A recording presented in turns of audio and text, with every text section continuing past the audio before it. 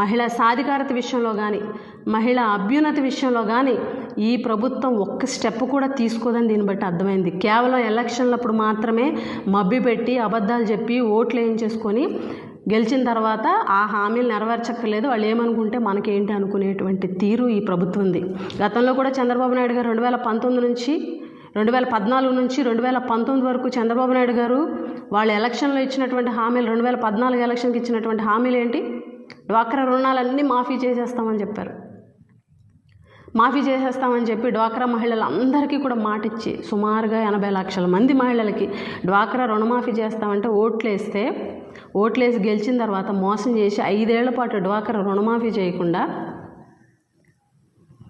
వాళ్ళందరినీ ఎన్పిఎల్గా మార్చేసి మళ్ళీ ఎలక్షన్లు వస్తున్నాయి అన్నప్పుడు మళ్ళీ వాళ్ళ ఓట్ల కోసం కేవలం 10,000 రూపాయలు పసుపు కుంకుమ అని చెప్పేసి మభ్యపెట్టేటువంటి ప్రయత్నం చేస్తే 2019 ఎలక్షన్లో మహిళలందరూ కూడా గట్టిగా బుద్ధి చెప్పారు.